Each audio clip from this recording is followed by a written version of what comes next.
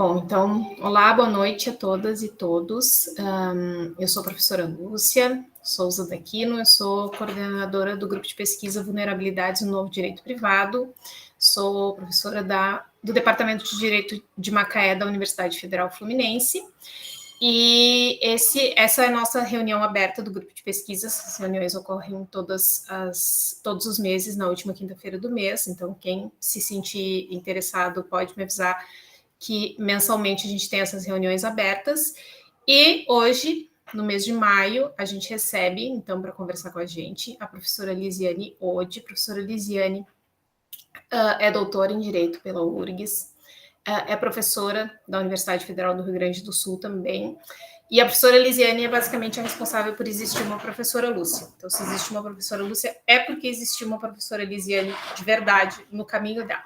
Então, eu gostaria de cumprimentar a todos na noite de hoje. Eu gostaria de agradecer muito à professora Lisiane por ter aceito esse convite para conversar com a gente sobre um tema que ela fala com muita propriedade, que são as conexões entre o direito e a arte, e que eu acho um tema extremamente interessante. A gente já estava conversando um pouquinho antes, eu acho uma abordagem extremamente interessante. Então, eu gostaria mais uma vez de agradecer pela presença, agradecer a todos também pela sua presença e passar a palavra, então, para a professora Lisiane para que possa conversar um pouquinho com a gente sobre o tema. Muito obrigada, Lúcia. É um prazer poder aceitar o teu convite. Como tu dissesse, a Lúcia foi minha aluna, né? Quando eu comecei a lecionar, foi a primeira turma que eu dei aula, depois eu até fui homenageada. Então, eu tenho com muito carinho essas lembranças. E é uma trajetória que eu acompanho e, assim, morro de orgulho que depois ela fez todo o caminho, percorreu, né? E se tornou ela mesma professora universitária. Então, hoje eu queria compartilhar com vocês a proposta da Lúcia, que eu falasse um pouco sobre o meu livro. O livro se chama Direito e Arte, né? E falar um pouco sobre essas conexões entre o direito e a arte. Eu tenho um PPT aqui, um PowerPoint, que eu vou compartilhar com vocês. Uma janela. Estou pegando aqui. Me confirmem, por favor, se vocês enxergam, né? Para saber se está tudo certo. Eu vou botar aqui, então, na visualização tela cheia, aí vocês me confirmam se não afetou, se está tudo direitinho, tá ok? Tudo certo. Bom, então vamos trocar algumas ideias. Se alguém tiver vontade de fazer alguma pergunta, alguma interação, esse é um propósito da gente explicar um pouco sobre o que é o direito da arte. Vocês podem botar ali, levantar a mãozinha, mandar nos comentários, né? A Lúcia me ajuda. É uma proposta de fazer um momento de participação, que vocês realmente se sintam à vontade para perguntar, tá? Quando eu escrevi esse livro, era para tentar expor aqui no Brasil uma disciplina que a Europa e os Estados Unidos já conhecem, que é o direito da arte. Tá? Por isso o título, né? O direito da arte brasileiro, sistematizado a partir do paradigma alemão. Então, eu tentei organizar, a partir do que é tratado como direito da arte na Alemanha, o que seriam os conteúdos de direito da arte para o nosso legislador também tentar fazer uma aproximação. Então, a proposta é reconhecer como um ramo jurídico autônomo, como a gente tem o consumidor dentro do civil, né, por exemplo. Por quê? Porque a gente tem princípios e leis especiais próprias que, eventualmente, são contraditórias. Porque no momento que tu tem normas de proteção do patrimônio artístico, do patrimônio cultural, eventualmente vão ser conflitantes com o patrimônio, com a proteção do direito do autor, por exemplo, né? Então, o objetivo de reconhecer esse direito como um direito próprio é fazer uma interpretação a favor da própria obra de arte, né? Que ela seja reconhecida como um objeto especial de proteção. Então, é uma matéria que hoje já conta com revistas, com periódicos, livros específicos, congressos, convenções internacionais que se destinam ao seu cuidado e compreensão. Tá? Eu, por exemplo, sou membro da Associação de Juristas que trabalham Direito e Arte na Alemanha. né? Mas eles têm em vários países, a gente tem esse mesmo fenômeno de já existirem juristas destinados ao estudo desse tema. E ele foi escrito, esse meu livro, a partir de métodos próprios do direito comparado Brasil e Alemanha, que aqui a gente não tem. Então, eu me debrucei sobre casos reais existentes na Alemanha, ou na Europa, de uma maneira geral, porque o direito alemão é o direito europeu, a gente tem esse direito transnacional, supranacional, que é o direito da União Europeia, e de precedentes representativos de uma forma qualitativa para proporcionar conclusões gerais, porque é uma matéria que ainda não tem uma lei. Imaginem, pessoal, um tratado, uma convenção internacional de que magnitude para se estender para vários países, né? Não só da Europa ou fora. E a gente tem esse tema hoje sendo recorrentemente revisitado, como, por exemplo, todo mundo deve ter acompanhado no início do ano, quando se contou a devolução dos bronzes de Benin, né? Desses bronzes que foram roubados da África no período colonial ou que foram adquiridos, essa controvérsia de como chegaram lá, né? E que foram restituídos esse ano. Tem uma controvérsia permanente, que são esses sim dos mármores do Partenon, em que também se busca restituição pela Grécia. Então, são temas recorrentes que envolvem também patrimônio cultural, tá? Então, como é que eu abordei esses temas?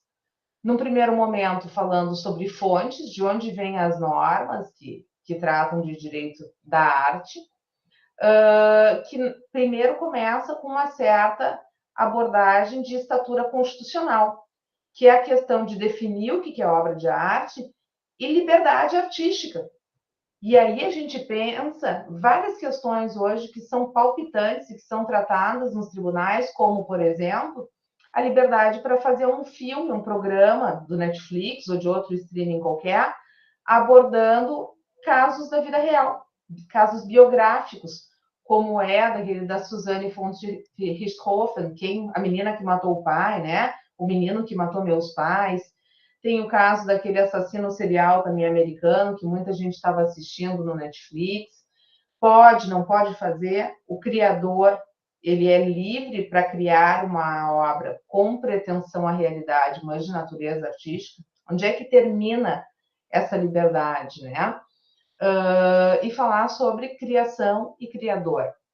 Depois eu abordo a questão do direito da arte no âmbito do direito autoral, porque o autor é o criador e ele também tem direito à sua proteção em alguma medida, mas muitas vezes a proteção dele cede por previsões legais de que o nosso legislador já colocou, que são prevalentes, como, por exemplo, é a nossa liberdade acadêmica de citação. A gente usa o tempo inteiro o texto de outras pessoas, né? Mas a gente tem uma justificativa para fazê-lo mesmo sem autorização do autor, que é a citação acadêmica, na medida justificada para alcançar um fim.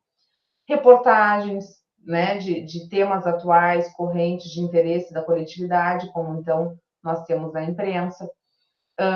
E uma série de exceções que o nosso legislador se antecipou e diz: olha, autor, você tem que suportar, tá?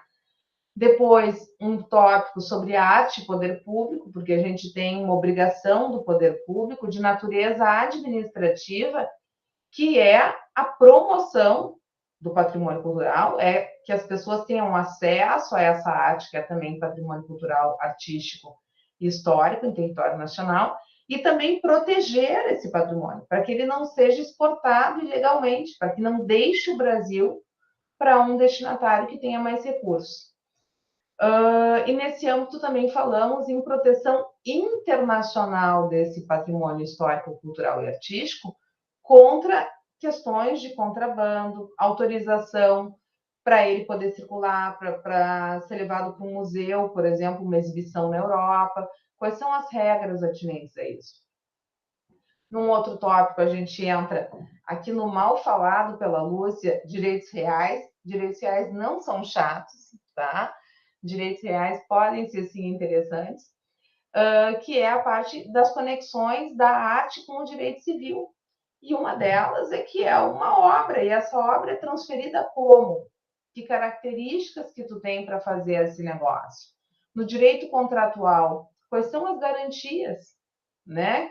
Quais são as características típicas desse contrato? Que obrigações as pessoas assumem?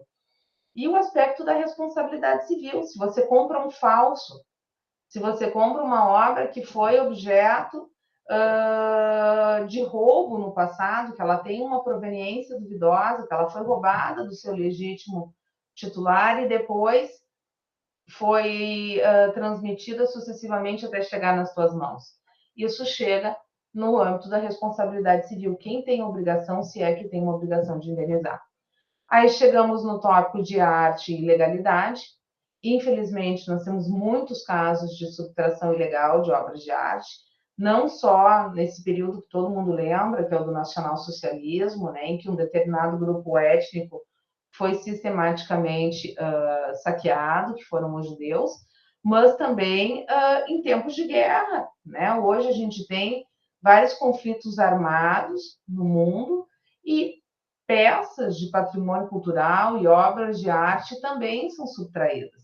Né? Então, as regras para restituição disso. A arte também serve de instrumento para lavagem de dinheiro. Né? A gente teve um caso célebre até aqui do Brasil, de um banqueiro que enrolou ali uma telinha, mandou para os Estados Unidos declarando que era uma reprodução, que não valia nem $100, e no final ela era autêntica e foi vendida em leilão por milhões. Né? Então, também se presta à lavagem de dinheiro, que é uma maneira de dar origem a um recurso que tu não teria, uma origem legal para ele. E depois, regras especiais no âmbito do direito tributário, fundacional, securitário, porque as obras de arte, elas pagam um tributo específico. Uma obra brasileira que tenha sido vendida no exterior, quando volta, paga imposto de importação. Né? O que é isso? Direito fundacional, muitas vezes famílias muito prósperas constituem fundações para a promoção da arte, né? Para exibir o seu acervo, constituir museus com exposições transitórias ou permanentes. Então, o direito fundacional também tem muito espaço para o direito da arte. E, por fim, o securitário, porque essas obras elas são objeto de seguro, né? E um seguro que tem contornos específicos, porque a obra de arte ela é infungível, ela não pode ser substituída. Então, assim, as fontes preponderantes do direito da arte são essas de direito autoral, de direito da ciência, né, que trata das questões jurídicas e problemas organizacionais de pesquisa e ensino na universidade. Na Europa já se reconhece isso como um ramo autônomo, né, do direito. Do direito à cultura, que envolve o patrocínio e incentivo da cultura pelo Estado, como mediante a manutenção de museus, de teatros, das universidades. A gente tem um caso célebre aí no Rio, infelizmente, do incêndio do Museu Nacional, que nos reflete dolorosamente isso, né? É um conjunto complexo de matérias que aborda também constitucional, liberdade artística, civil, autoral e uma série de trabalhos de natureza internacional e de temas interdisciplinares, tratados internacionais e temas interdisciplinares, como, por exemplo, é o plágio, né? O plágio é tanto um tema recorrente no direito autoral, como no direito da ciência, porque é quando tu tem uma subtração da autoria de uma determinada obra, tu vai ter esse tipo de discussão, e se isso acontecer no âmbito, por exemplo, de uma obtenção de um título, seja do título de bacharel, de doutor, de mestre, se aquela obra que era um requisito parcial para a obtenção do título não foi escrita pela pessoa que de fato diz que alega que escreveu, então, teoricamente, ela teria que perder o título também, né? Então, tem uma série de implicações também de natureza administrativa. Fonte indireta, complementar e subsidiária são os casos, muitos casos, porque a gente não tem uma lei de uma magnitude ampla, como é a codificação civil, tratando de tudo isso. E por isso, como às vezes essas normas são conflitantes, a lei que protege o autor pode conflitar com a Constituição, a liberdade artística, pode conflitar com a Constituição, e assim o direito de autor também é de natureza constitucional, né, porque protege o criador, e a propriedade é protegida. Tu tem também o direito à cultura, do patrimônio cultural, que também é de natureza constitucional. Quando tu tem muitas vezes esses conflitos, e se tu não consegue ter uma hierarquia clara, porque às vezes tem todos a mesma hierarquia, tu vai fazer um diálogo das fontes, né? Que é um exercício preconizado pelo professor Eric Jaime, da Universidade de Heidelberg, que busca, então, uma concordância entre as finalidades das normas, para que, tanto quanto possível, todas essas finalidades sejam atingidas. Tá? Então, em relação à liberdade artística, só para vocês fazerem algumas reflexões no âmbito da arte. A gente fala muito em direitos de personalidade, né? Direito ao nome, direito à imagem, direito à privacidade. Tem alguns casos de caricaturas, por exemplo, que são ofensivas. A pessoa tem o direito de criar uma caricatura? Tem. Mas aí a gente tem um caso alemão em que um ministro, o Franz Josef Strauss, ele foi retratado numa caricatura do Rainer Hirschfeld como um porco copulando, fazendo sexo. Né? Fizeram lá o porco fazendo sexo com o rosto do ministro.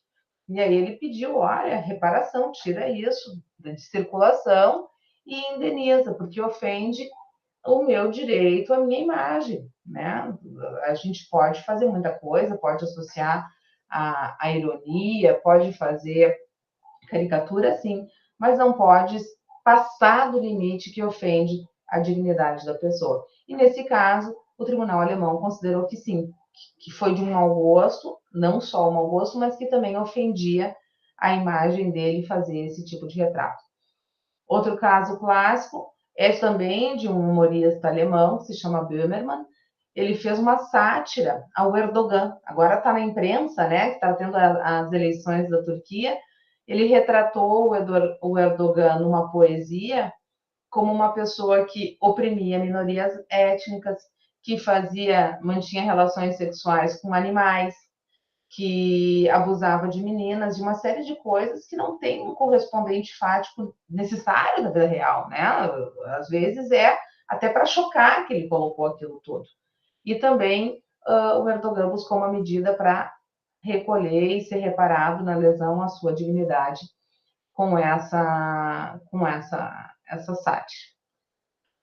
A gente tem casos polêmicos, né? Se pode haver a proteção da infância, por exemplo, limitando o acesso à literatura para uma determinada faixa etária, ou um filme, ou um programa de TV. A Lúcia é expert nisso, né? Melhor do que eu, tem a sua tese nessa área, mas isso não é censura, gente. Tá? Então, esse caso da Josefine Mutzenbacher mais ou menos fala isso. Era uma moça que escreveu um livro sobre sua experiência como prostituta, só que enaltecendo a prostituição, tratando como uma coisa boa e falando assim de violações, uma situação assim muito que dizia que era uma coisa boa para meninas jovens ainda, que pode de repente pegar esse livro para um determinado grupo mais vulnerável e ele recebeu então uma limitação, ele não poderia ser veiculado para pessoas menores de idade na Alemanha, tá? E não se considerou isso como censura, até porque censura, por definição, é a limitação dessa liberdade por um viés ideológico e político, e aqui não se tem isso, né?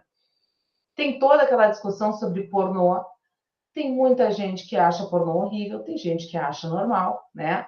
A questão é que teve uma discussão quando houve uma exposição em que se teve várias imagens de crianças associadas ao pornô, né? Que foi o Queer Museu. Não sei se vocês lembram disso, se viram a discussão faz mais ou menos uns 4 anos, em que se tinha imagens de pinturas, tinha de vários artistas, alguns muito renomados, outros menos conhecidos. A questão é que feriu a sensibilidade de um determinado grupo que considerava que não se podia ter uma associação de infância com homossexualidade, com sexualidade, e aí acabaram cancelando até a exposição.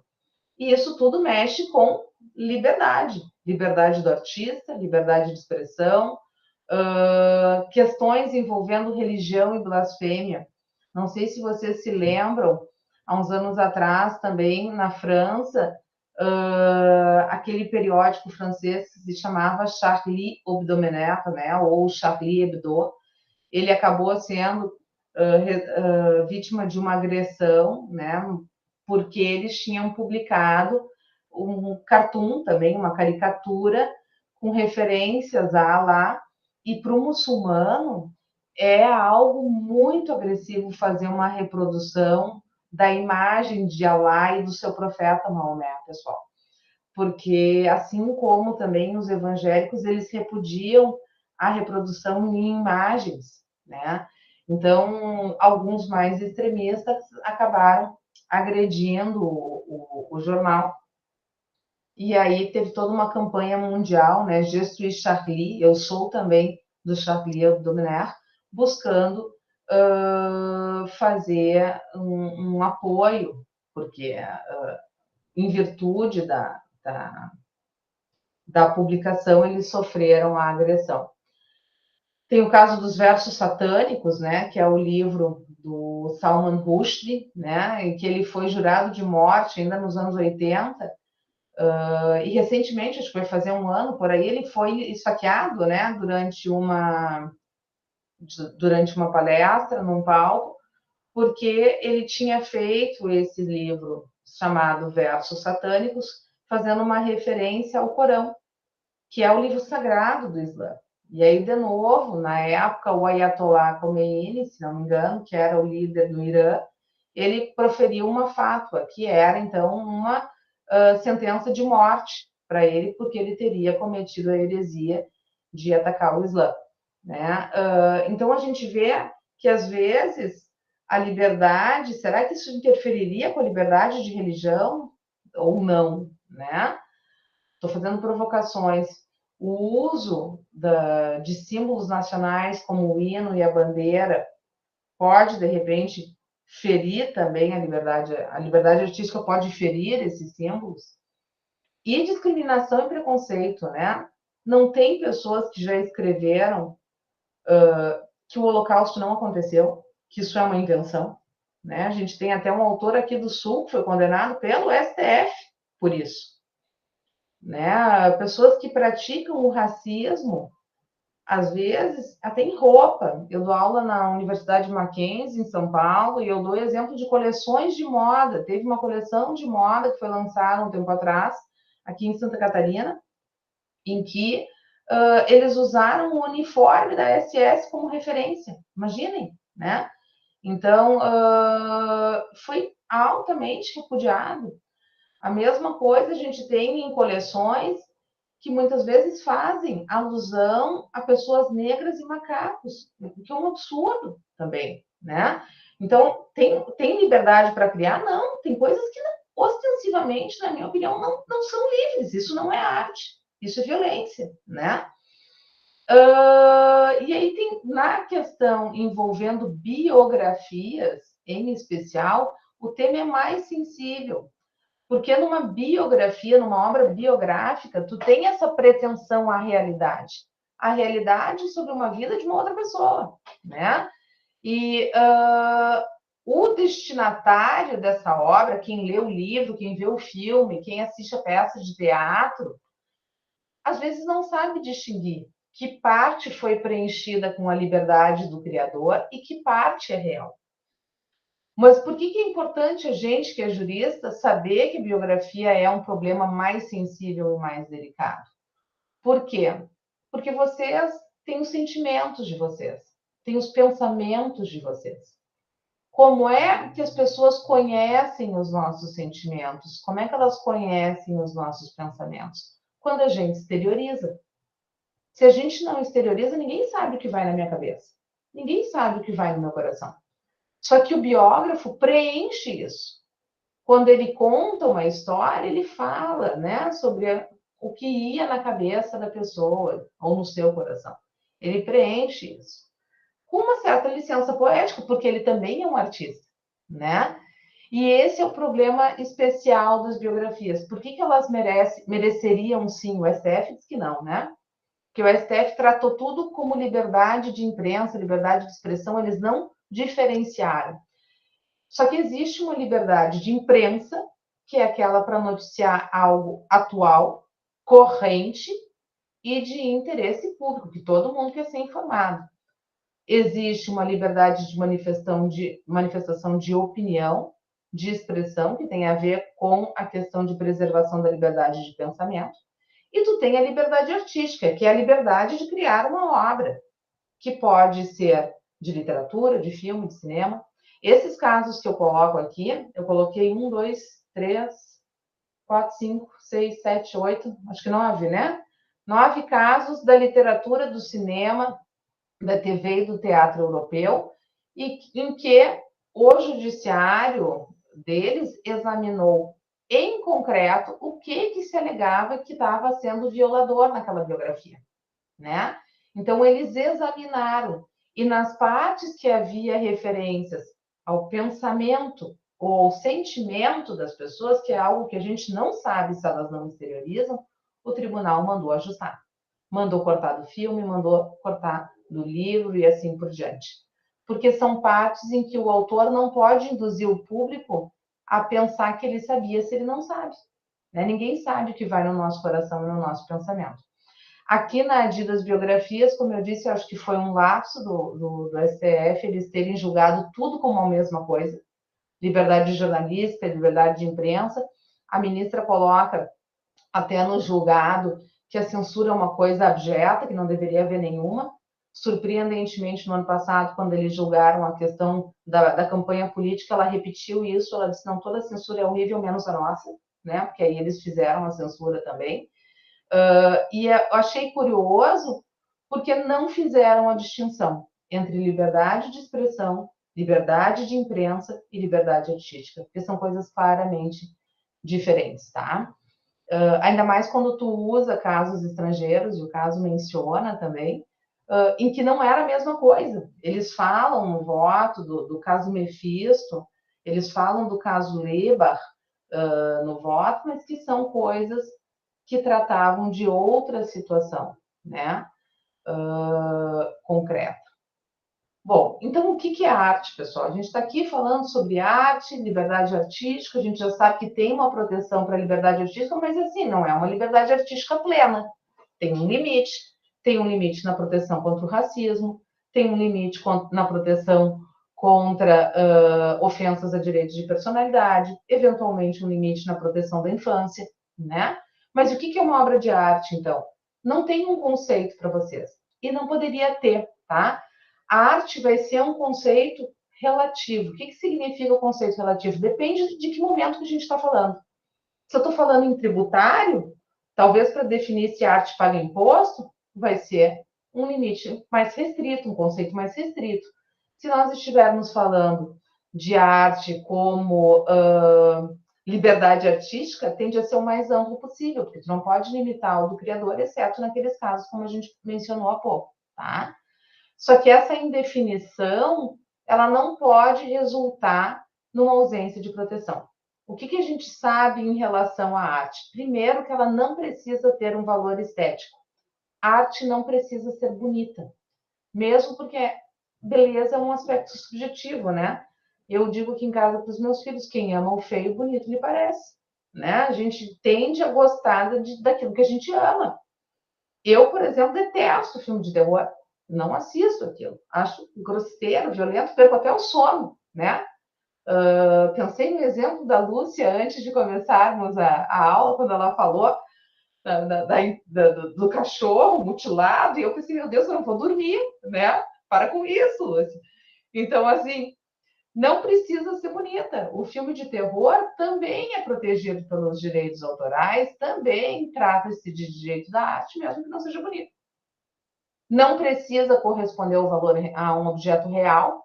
Quem decidiu isso há muitas décadas atrás foi um tribunal americano, ao se debruçar com o caso Brancusi. Aqui vocês veem essa escultura se chama Um Pássaro Alçando Voo, tá? Ela é assim porque ele imaginou, o artista, como se fosse um pássaro com as asas na vertical e não na horizontal. Quando ele levou essa escultura para expor nos Estados Unidos, eles seguraram na alfândega e pediram para pagar tributo, porque não reconheceram como uma escultura chamada Pássaro Alçando Voo, porque não era parecido com pássaro, né? E aí o Brancusi foi aos tribunais e disse, não, isso é escultura e, portanto, é isento de tributo, porque não precisa, para ser uma escultura, que se pareça com o nome que eu dei. Eu posso chamar de pássaro alçando voo, porque essa é a minha visão de um pássaro alçando voo com as asas na vertical. E aí se escutaram muitos experts para chegar à conclusão que, olha, a arte, além de não precisar ser bonita, também não precisa corresponder a um objeto da vida real. E ele conseguiu, então, desembaraçar a escultura, fazer a exposição, sem o pagamento do tributo que tinha sido determinado na alfândega. Só que o que precisa ter para ser arte? Precisa de um ato criador. Para ser protegido como arte, como direito autoral, eu vou precisar uma ação humana de criar. Não basta só declarar, tem que criar. Aí eu coloquei ali como exemplo uma foto do Taureau, né, o touro do Picasso, em que ele juntou um selim de bicicleta com o guidão, né? Ele sobrepôs o assento com a parte em que a gente conduz. E quando ele fez isso, ele criou o touro, né? Inequivocamente, o touro é uma obra de arte, é uma escultura, porque ele fez a ação. Uma outra que é controversa é a fonte do Duchamp, que é a imagem de baixo. Por quê? O Duchamp, ele pegou um mictório e disse, eis a fonte. Ele só apresentou como a fonte, né? Ele não fez uma ação sobre aquele mictório.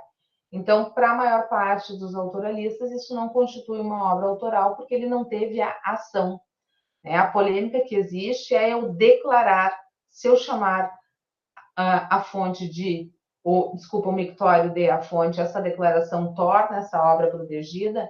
Para alguns juristas, sim, mas para a maioria é um consenso que tu precisa de uma ação humana, né? E também precisa que seja humano, né? A Lúcia estava falando antes da exposição do Musselin sobre a inteligência artificial.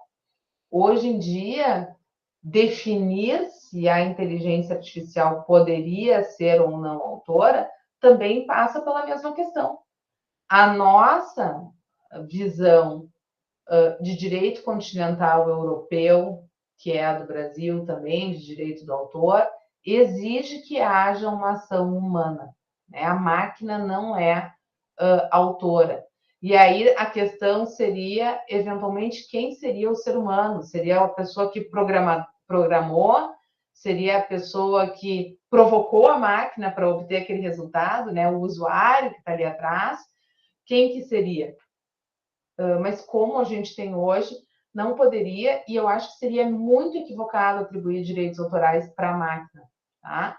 Porque a máquina não tem a questão da humanidade, ele não tem a criatividade, né, de criar algo, ele pode ser programado para gerar um resultado, mas isso não é a criação digna de proteção, mesmo porque aí nós vamos trabalhar também com uma questão, um substrato mais profundo, que é quem para nós pode ser sujeito de direito. Hoje a gente trabalha para além um pouco do ser humano, a gente já tem essa provocação que hoje até está nas notícias, né? O STJ está falando sobre isso, porque a gente tinha antes a noção de ser humano como sujeito. Atualmente, as pessoas já veem também os animais, eventualmente, como sujeitos, sobretudo aqueles sencientes, que têm aptidão para sentir, né? E depois disso, a gente tem também essa discussão da máquina. Eu acho que a máquina é um limite que a gente não deve cruzar, né? Depois tem a questão dessa obra ser criada com ou sem auxílio de terceiros. Será que isso interfere na possibilidade da obra ser protegida?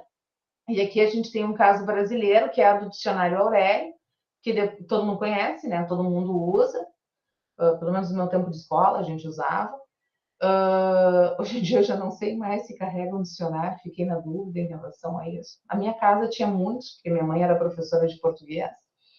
E quando ele faleceu, os seus auxiliares, os seus assistentes, entraram na justiça buscando ser reconhecidos como coautores, porque como coautores eles receberiam também os royalties, né, o produto da venda do dicionário.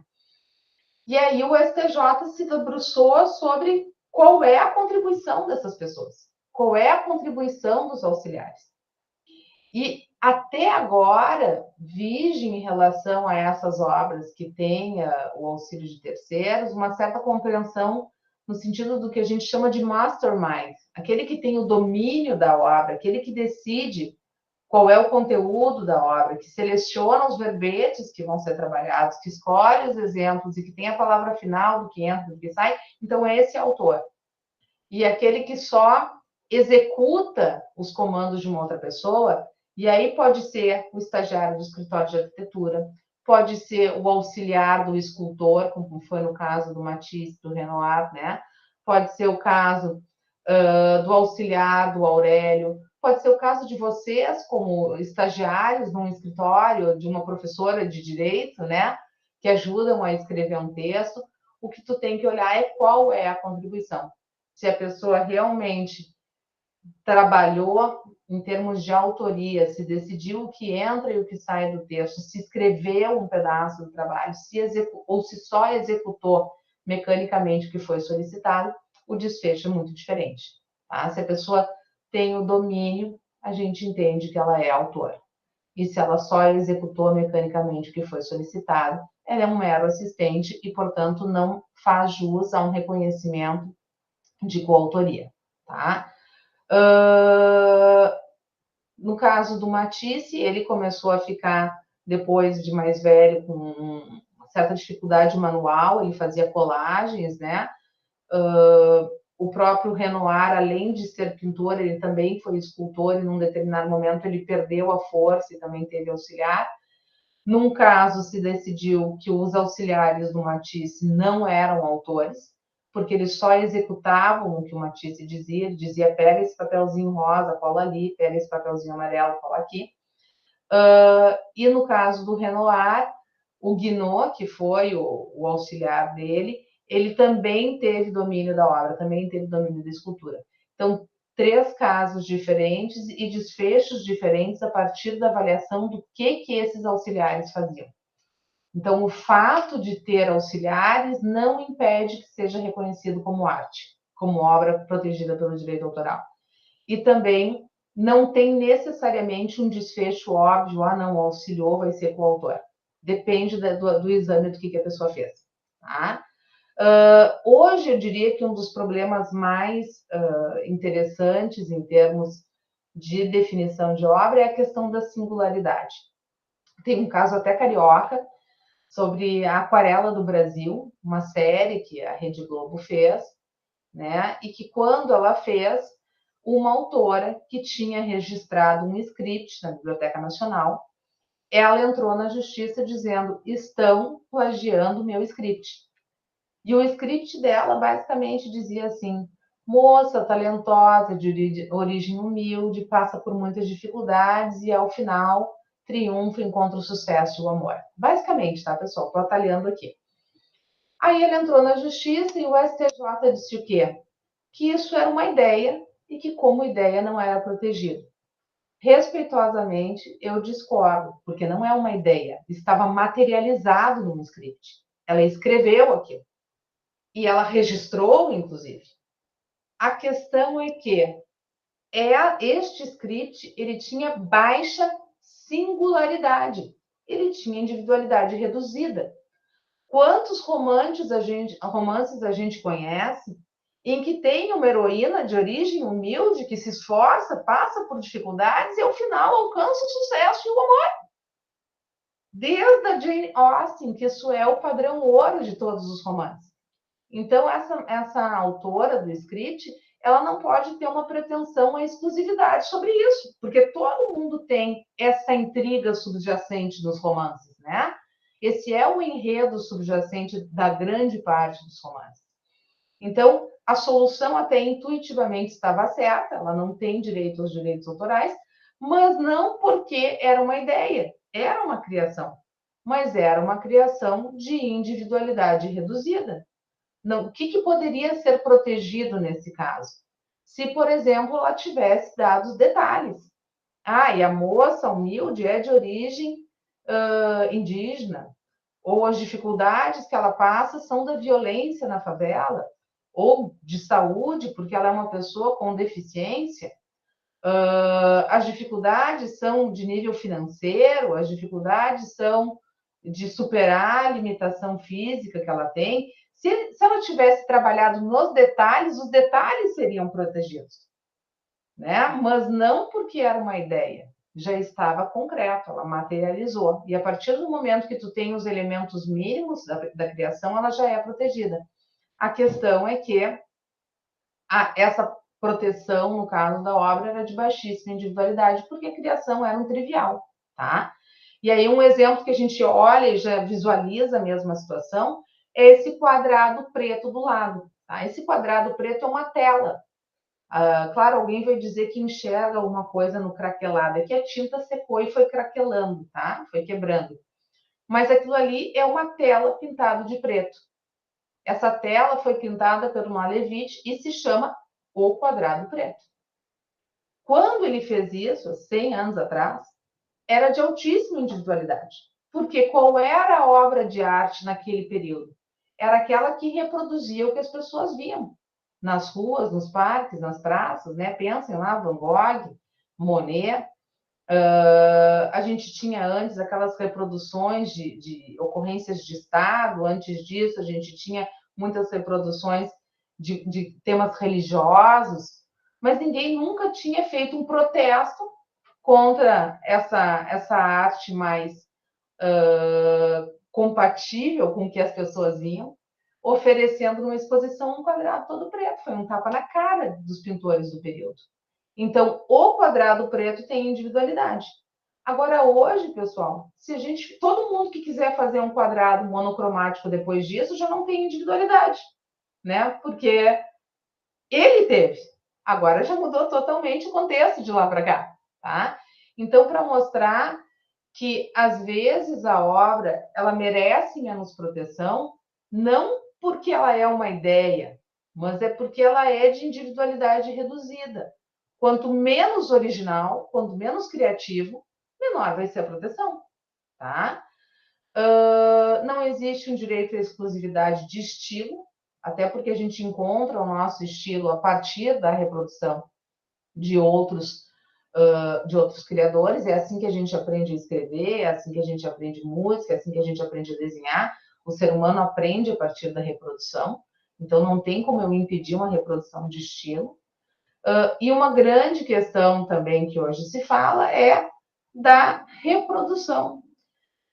Muito aluno chega para mim na aula e diz assim: professora, a senhora viu o caso do plágio da música tal, né? Toda hora tem alguém alegando plágio na música, né? Plágio na fotografia, plágio em outros temas. Nem tudo é plágio, pessoal. Por quê? Porque ninguém é impedido de usar uma obra de arte em outra obra de arte. Desde que eu não só copie, desde que eu crie algo novo, está lá no artigo 47, inciso 8, da Lei dos Direitos Autorais, 46, inciso 8, perdão, da Lei de Direitos Autorais. O que é o plágio? O plágio vai ter um elemento doloso, tem que ter um elemento doloso. E isso não é excepcional, isso é um requisito do plágio, tá? Que é a pessoa ter querido copiar e esconder isso. No texto, isso muitas vezes aparece pela paráfrase. O autor original escreveu: o céu é azul. E aí o outro diz assim: azul é o céu, né? Ou o autor coloca assim: entretanto, não se pode reconhecer o direito. O plagiador escreve: no entanto, não posso reconhecer o direito. Porém, não posso reconhecer o direito. Mas não posso reconhecer o direito. Ele faz as paráfrases. Tem um caso muito interessante que o STJ julgou sobre isso, inclusive de um juiz que reproduziu um livro de um professor e ficou mestre. E foi publicado também, e o STJ comparou vários blocos do texto e disse: ó, isso aqui é plágio, tem o dolo. Por quê? Esse juiz fez exatamente isso. Ele trocou o entretanto por no entanto, ele inverteu a ordem da frase, né? Mas ele manteve a mesma sequência. Até os erros do autor original, que ele tinha somado 1, 2, 3, 5, pulou 4, né? Até isso o autor que copiou fez. Também pulou, para vocês verem que ele também estava com pressa em terminar o trabalho, né? Então, esse é o plágio, né? Quando tem a intenção dolosa de usurpar a criação de quem foi o seu autor. E a falsificação, a reprodução em si é ilegal. Mas a gente tem vários casos de reprodução legal que o nosso legislador se antecipou e disse, né, questões que o autor tem que suportar. Então, aqui em autoral, o que a gente tem, por exemplo, como direito do autor, o criador de uma obra? Ele tem direito a decidir se publica ou não. Então, nenhuma universidade pode compelir alguém a publicar, né? Nenhuma instituição pode. Ele decide se publica ou não e decide com quem ele publica, onde ele publica. Tem direito à manutenção do ineditismo, se eu quiser, eu não publico. Tem o direito de assegurar a integridade da obra, tem direito também de seguir essa obra e, eventualmente, receber a cada revenda um percentual. E o que a gente estava falando em suportar, né? Tem limitações aos direitos autorais que a nossa lei prevê. A nossa lei se antecipou e disse, olha, você, autor, tem que suportar paródia. No nosso país, isso é super comum. Está sempre alguém em algum lugar fazendo uma musiquinha debochada, né? Jocosa, satírica de uma outra criação. E isso a gente sabe que tem que suportar, porque a nossa lei diz o quê? A paródia é livre, tá? Ela só não pode ser prejudicial e ofensiva ao autor enquanto autor. E não pode ser mera cópia, mas senão ele é livre. Eu coloco ali a questão da liberdade de panorama, que são as obras colocadas em ambiente público, uma escultura que está numa praça. O autor tem que suportar que as pessoas façam foto, que as pessoas desenhem, né? Por quê? Porque ele ofereceu à comunidade aquela obra quando botou numa rua, quando botou numa praça. A questão da liberdade de citação, que nós falamos também, né? Na medida justificada para alcançar. Existe uma série de limitações aos direitos autorais que são pré-concebidas antes pelo nosso legislador. Ele diz, olha, você vai ter que suportar. Aqui dá uma listinha. Eu botei ali a provocação do material didático. Professora Lúcia, tu passa textos para os seus alunos em PDF? Não me conta. Não passo. Não passa, é isso mesmo. Não pode ofender direitos autorais. Não me conta. Não pode, né? O nosso país não tem uma exceção aos direitos autorais que diga, olha, autor, você vai ter que suportar que o professor mande esse material em PDF para os seus alunos, porque a gente tem interesse na formação do conhecimento. Na pandemia, isso surgiu como nunca como questão, né? A Europa já tem. A Europa tem uma disciplina que um determinado percentual de uma obra de um autor pode ser usada por instituição de ensino, sem que o autor precise consentir, sem que seja necessário que ele concorde com aquilo, porque a finalidade é a promoção do conhecimento, da educação. Mas a gente ainda não tem, tá? Então, assim, são alguns exemplos. Os direitos conexos são aqueles direitos semelhantes ao de autor, mas eles têm a ver com uma prestação de outra natureza, que não é a da criação em si. O mais conhecido é aquele direito de interpretar. Pensem só quando um autor compõe uma música, alguém a executa, os executantes, né, das composições. Os intérpretes que cantam, eles têm uma criação de natureza análoga à autoral, mas ela mesma tem uma certa limitação. Por quê? Porque eles interpretam o que o autor criou, eles executam o que o autor criou. Então, a estatura é um pouco diferente, a amplitude é um pouco diferente, mas eles também têm direitos de mesma natureza, tá? Também têm direito à proteção. Os produtores de músicas, de fonogramas, de filme, né? Os diretores, também tem uma certa liberdade, sobretudo diretores de teatro. A Europa tem vários casos sobre isso que eu trato no meu livro. Eu só vou lançando algumas sementes aqui para vocês, porque eu já vi que a gente está há cerca de 1 hora, não quero me deter demais para ter oportunidade de vocês fazerem questões, tá? O poder público também trata de questões que são relativas à arte, porque a arte não é uma mercadoria, pessoal, não é uma escova de dente, não é uma geladeira, né? Não tem uma aplicação no cotidiano. O valor da obra de arte transcende o material que tu usou. Ela reflete, muitas vezes, a história, a identidade de um país, é patrimônio cultural.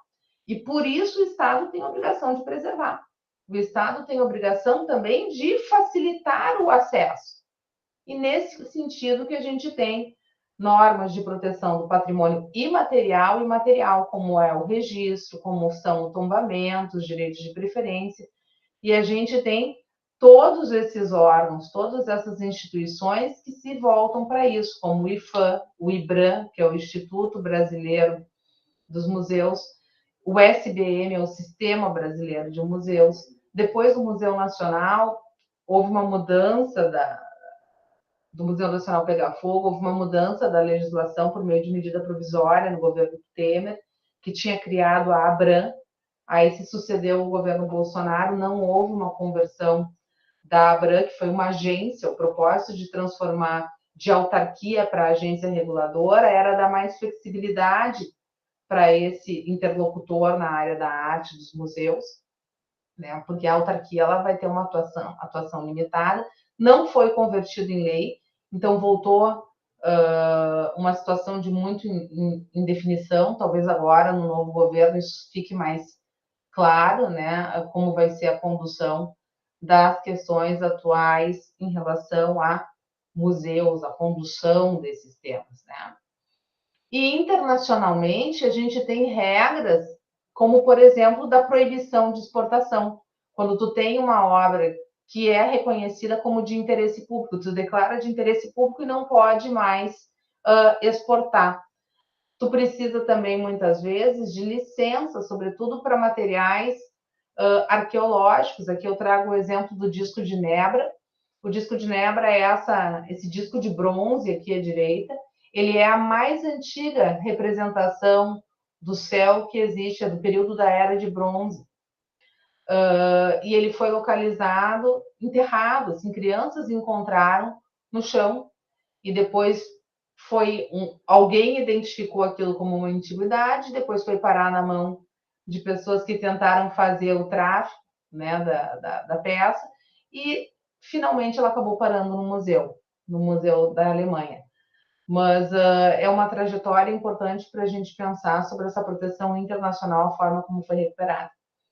E, num comparativo de leis sobre o tema, vocês vejam, no Vaticano, tudo é patrimônio cultural e tudo pertence ao Vaticano e nada pode ser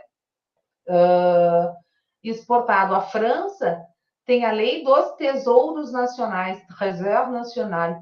Por que eles demoraram para decidir também devolver os bronzes de Benin, né? No ano passado, que se tratou isso longamente?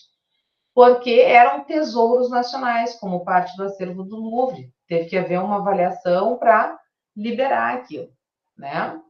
E hoje se fala muito sobre isso, sobre devoluções de bens culturais. O que a gente deve devolver, o que não deve devolver. O Brasil também é malvado. O Brasil também mantém, por exemplo, o canhão do Paraguai, que era um símbolo da resistência do Paraguai na Guerra do Paraguai, que é o canhão cristiano. Se não me engano, está até no museu aí no Rio de Janeiro, né? Que o Paraguai sistematicamente pede a devolução do canhão cristiano. Ele tem esse nome porque quando o Paraguai estava no último recurso para tentar reagir na Guerra do Paraguai, eles derreteram os sinos de todas as igrejas e fizeram esse canhão. Por isso, então, o cristiano, porque ele era produto das igrejas cristãs, né?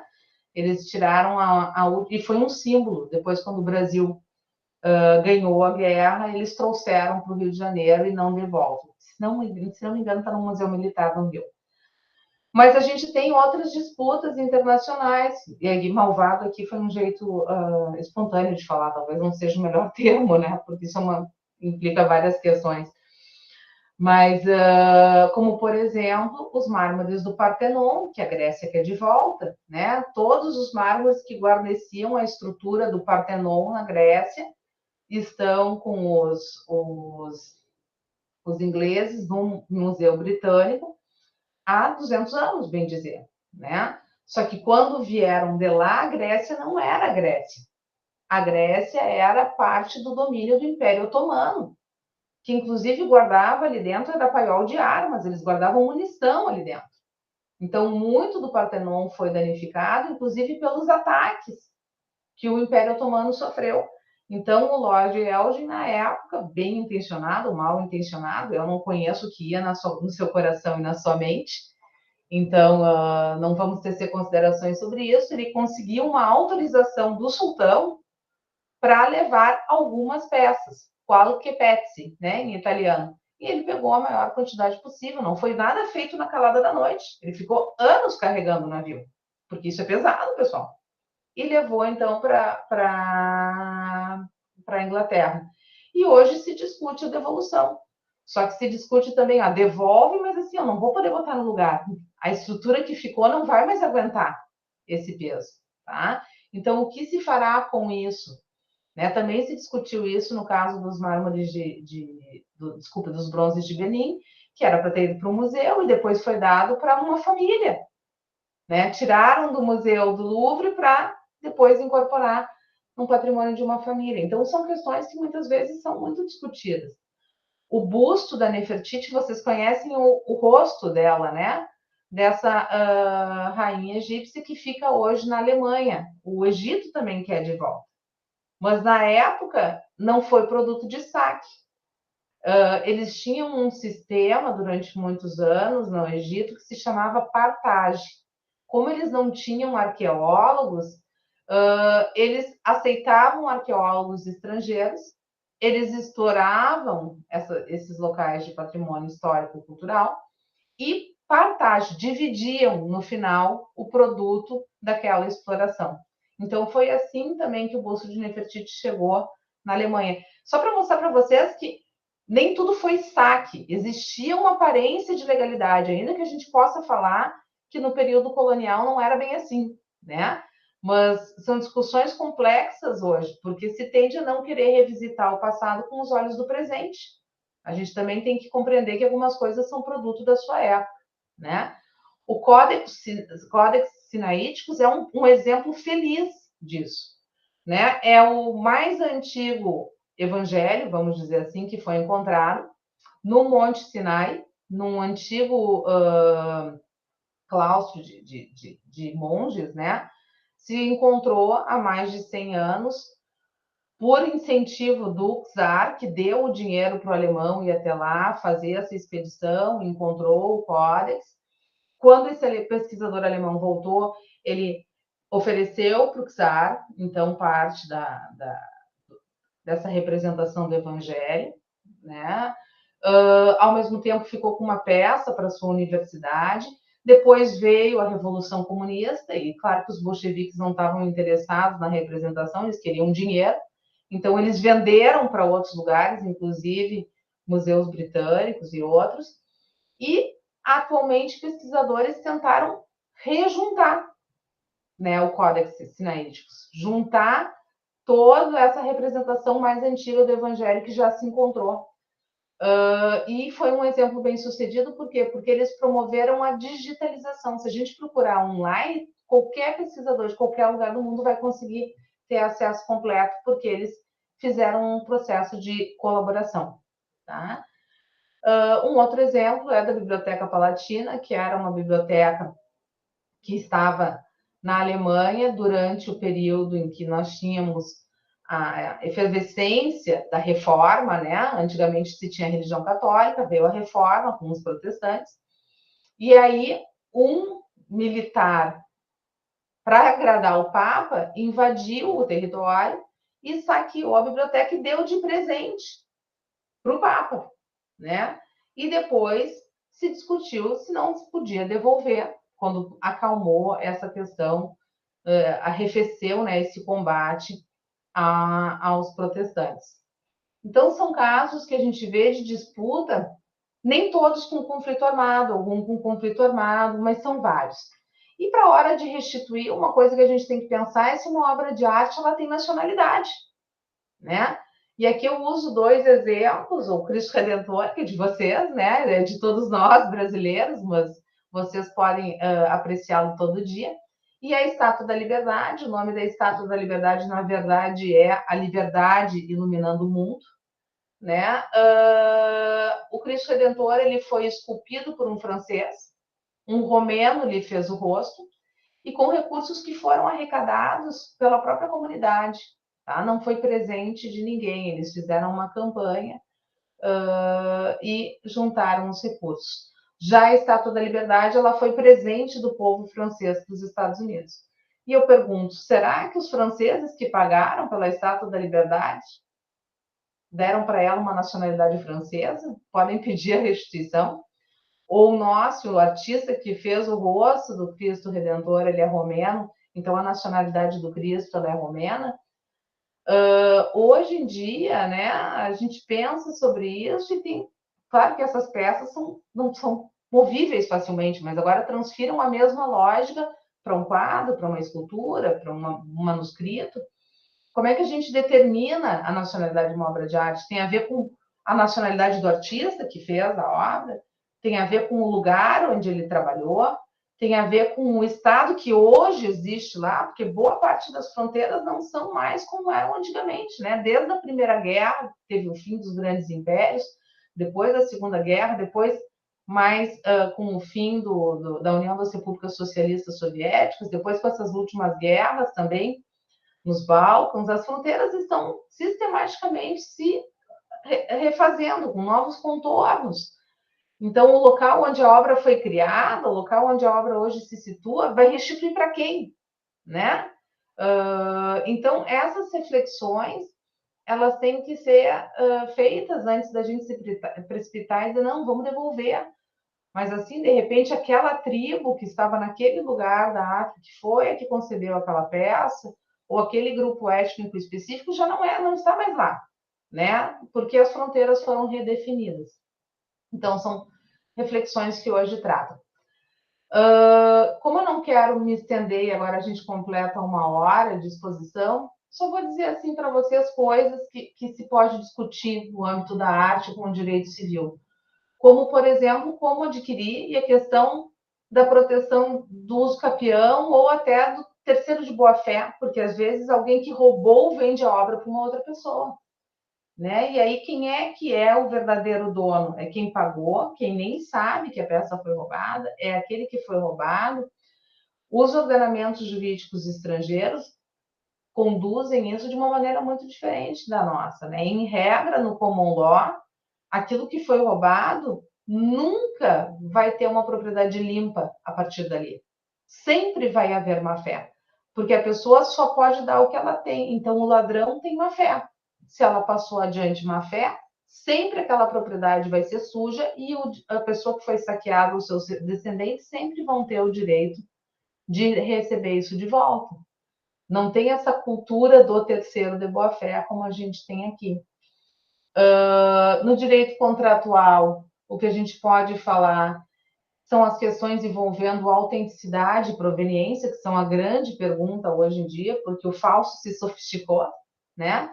A gente tem esse caso também do Netflix, do Beltrate, a gente tem um caso do Netflix também que conta da galeria em Nova York, que vendeu vários quadros falsos. Tem o caso que está se esperando o desfecho, se não me engano, aí no Rio de Janeiro, ou agora não sei se é em São Paulo, também de um industrial que tinha na sua casa a tela do Volpe, e aí o diretor do museu olhou e disse, mas isso aqui não é original.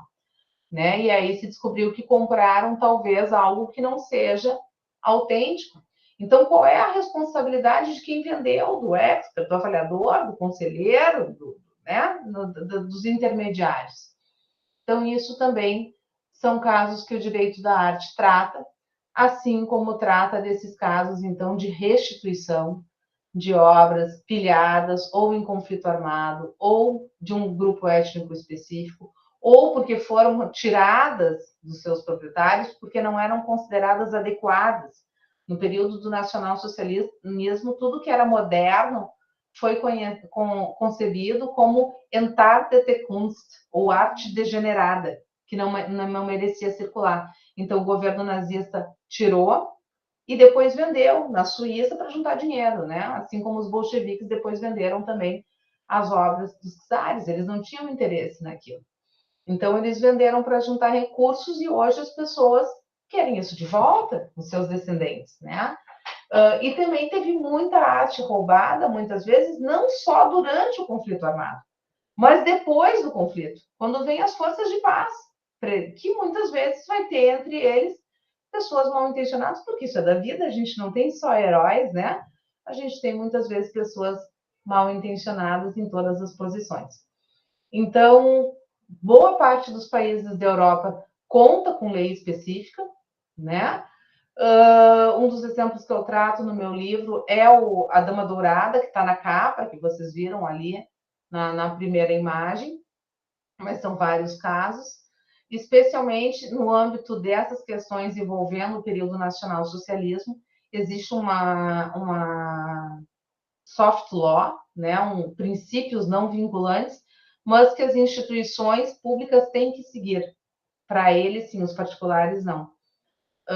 Para restituir para a família das pessoas que foram saqueadas.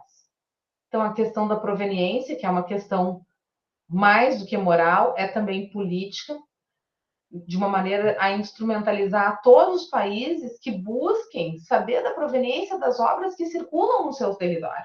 Se isso foi saqueado, se isso foi roubado, se isso foi contrabando, o que foi, né? Lavagem de dinheiro, que a gente comentou no início. O Brasil, infelizmente, tem poucas normas sobre isso. E aí, em contraposição, eu trago a contribuição da lei alemã. A lei alemã ela reestruturou um escritório para investigação de transação financeira e criou um dever de diligência. Então, se você compra uma obra que era roubada de um outro lugar, que não poderia ter sido comercializada, você é também responsável por isso, porque tu tem o dever de pesquisar, né? E existe uma classificação dos sujeitos baseada no risco. E políticos de qualquer país são considerados como alto risco para fins de lavagem de dinheiro. E aí ele já tem uma tarja que favorece a investigação, tá? Inclusive para descobrir quem são as pessoas jurídicas que negociam as obras. Porque na pessoa jurídica tu tem o anonimato dos sócios, mas há registros para buscar a transparência. Cada vez está sendo mais difícil fazer lavagem de dinheiro com obras de arte na Europa, porque essa lei alemã ela inaugurou uma fase de combate a isso, né? Por meio de uma fiscalização mais intensa, com punições também mais intensas, porque assim, tu não consegue movimentar milhões para pagar uma obra sem esse dinheiro circular, né? Então, todo esse processo, ele é mais endurecido e especialmente com uma abordagem que busca identificar quem é o favorecido no negócio ao final. Tá? Bom, então, para terminar essas nossas reflexões, no direito tributário e o direito da arte, a gente vai ter temas como a tributação da renda do artista. Peguem artistas brasileiros de sucesso no exterior, eles se apresentam na Europa, eles se apresentam nos Estados Unidos, eles se apresentam em muitos lugares. Onde que eles pagam o imposto? Que imposto que eles pagam? A Lei Rouanet, né, que é uma lei que traz incentivo também para a obra de arte. Como é que ela opera? Aqui, esse caso que eu coloquei do pintor carioca, do Rubens Gershman, era uma tela brasileira que depois foi levada para o exterior e quando voltou, quiseram cobrar do proprietário, que voltou a morar no Brasil, imposto de importação, mas não é uma mercadoria. Começa por aí, né? E, além de tudo, não é estrangeira, é uma tela brasileira. Então, tem o caso de como houve a liberação dessa tela sem pagar o tributo. Depois, direito fundacional, porque as instituições e fundações para fins culturais e defesa da conservação do patrimônio histórico e artístico são comuns, né? E algumas titulações e certificações trazem favores fiscais para essas instituições. E depois normas de direito securitário para exposições com telas caríssimas, para exposições com instrumentos excepcionais, ou até para a integridade física do artista. Eu me lembro que quando a gente era mais jovem se falava nas pernas da Cláudia Raia, né? Que também tinham seguros mais expressivos. Então, tudo isso é trazido no corpo do trabalho. Eu agradeço por vocês, por terem me dado ali um pouco mais de uma hora da vida de vocês, para eu fazer uma pequena exposição, então, sobre o livro e sobre os temas que estão em Direito da Arte, de sucessar aqui o compartilhamento. E eu fico à disposição, se alguém tiver alguma questão que queira formular, a Lúcia também, né, Lucinha? Certo, muito obrigada, Lisiane. Foi, nossa, eu achei muito, muito, muito interessante. Eu gosto tanto do direito da arte quanto das intersecções entre direito e arte. Então, nossa, eu achei muito divertido. A gente fez um passeio, né? A gente fez um passeio. Fantástico.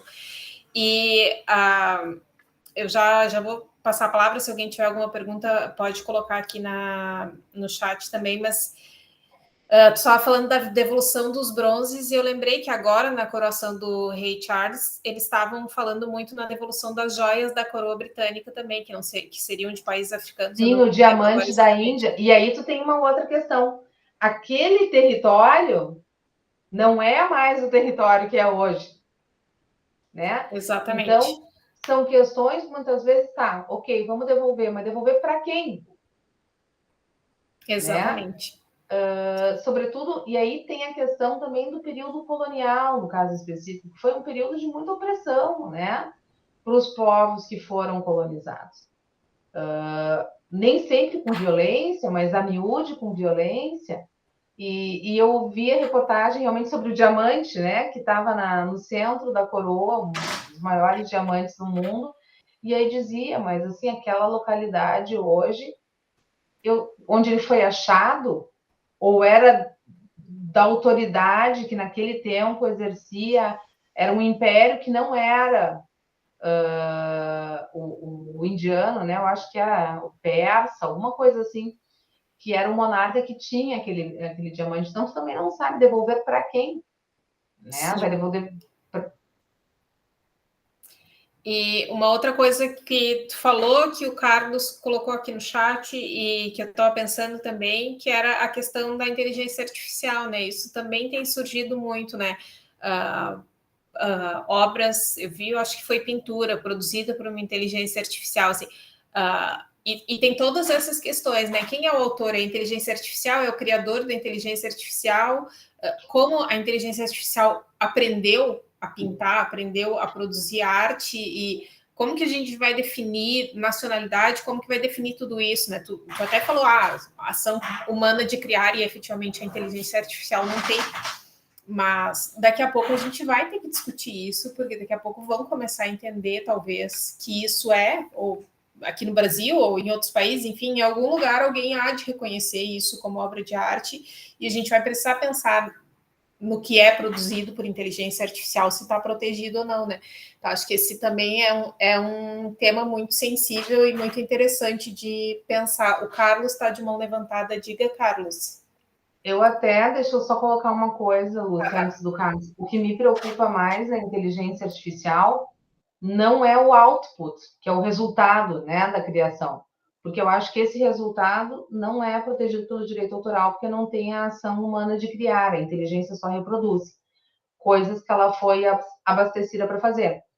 Mas agora, em relação aos inputs, como é que tu abastece a máquina? Tu abastece a máquina com criações que existem, né? Tu vai inserir na máquina o meu livro. E aí depois, eu não vou receber direitos autorais para isso, mas ele pode usar no seu produto do texto um conhecimento que ele obteve do meu livro, por exemplo, né? Mas vamos pensar na música. Vai pegar um compasso de uma música, vai pegar um estilo de um criador, né? Tem música do Beatles que seria a imagem e semelhança do que os Beatles criaram, produto da inteligência artificial. Tu tem telas, produto de autores que já morreram, né? Então, a gente tem aqui a questão, eu me preocupo com os inputs, quando eles ainda estão protegidos pelo direito autoral, né? Porque tu abasteceu a máquina com coisas que são protegidas. O que ela criou não é protegido pelo direito autoral, pelo menos com o direito posto hoje, né? Agora, o que tu abasteceu já era protegido. Isso é um uso, né? É um uso mesmo que ele não reproduza. O que é isso? Então, eu me preocupo com isso também. Diga, Carlos. O chat GPT diz que é, né, Roxane? O chat GPT confessa que ele está usando o texto protegido pelo direito autoral. Que bom que ao menos ele é confesso, né? Vocês conseguem me escutar? Sim. Não tá com problema o áudio. Pode responder as questões que fizeram aí primeiro, professor. Eu espero. Oi? A Iria colocou aqui 2 questões no chat, eu acho que é isso que o Carlos falou. A primeira sobre versos, como proteger as editoras pedem para enviar o arquivo. E a segunda questão, textos em livre PDF proibido, fácil pegar na internet. Sim, mas é proibido, permitido não é, tá? Tu não tem autorização para veicular essas reproduções na internet. Vai precisar que alguém se incomode a ponto de entrar com uma ação judicial, né? Tem várias universidades que têm os pontos de obtenção de xerox e tudo, né? Acho que quase todas devem ter. Mas a gente tem poucos casos judiciais em que a universidade, ao final, foi condenada por violar direitos autorais. Mas tem. Mas precisou que alguém fosse atrás, né? A mesma coisa é com esse material difundido online, né? Em tese, não tem autorização para isso aqui, mas precisaria que alguém se motivasse para entrar com a ação judicial buscando a responsabilização. Aqui, eu acho que não tem muita fiscalização mesmo, tá? Mas se tu tentasse, por exemplo, a minha experiência foi de viver no exterior, na Alemanha. Se eu tentasse baixar fotos ou músicas na internet na Alemanha sem pagar os direitos autorais, o computador não baixa. Eu não sei o que eles fazem, mas não funciona. Tá? Eu tentei, quando eu dava aula lá de direito brasileiro, baixar umas músicas, umas fotos para fazer um clima, assim, uma festa de despedida e tal. Era impossível. Era impossível. Tudo que eu tentei, nada baixava. Eu tenho uma aluna minha de mestrado que morou lá também, e aí alguém no prédio dela baixou sem autorização, sem pagar direitos autorais, filmes, né? E ela recebeu a multa, 1.600 euros, no nome dela, porque ela era responsável pela internet da casa. Sabe quando numa república as pessoas dividem? Uma fica com a internet, a outra fica com a luz, a outra fica com a água, com o gás. Ela era da internet, aí veio a multa no nome dela. Ela disse, mas não fui eu. Mas não interessa, alguém baixou daquela internet. Então, eles têm mecanismos de fiscalização mais efetivos. Né? Por exemplo, lá tu não tem uma empresa, como a gente tem aqui várias, que a pessoa faz os xerox, deixa lá na portaria, chega o xerox e depois volta para buscar, né? O livro todo copiado. Lá não tem. A pessoa tem que operar com as suas próprias mãos a máquina de xerox. Tá? E aí, se eventualmente tirar várias cópias e infringir assim, os direitos autorais, vai ser ela responsável. Agora, depois da nova lei de direitos autorais na Alemanha, que autorizou os 20%, em geral, a gente, quando vai operar uma máquina, não consegue copiar direto mais que 20 cópias. A máquina trava. Tá? Por quê? Porque a própria lei estipula que quem faz a máquina que permite escanear em PDF, quem faz a máquina que permite fazer o xerox, essa pessoa é responsável por recolher os direitos autorais daquela obra que está sendo copiada. Então, eles geraram mecanismos para impedir que a gente fique copiando tudo. Tá? Eu tive num instituto de pesquisa no início do ano aqui, e quando eu fui, enfim, tirar 30 páginas de um artigo, né?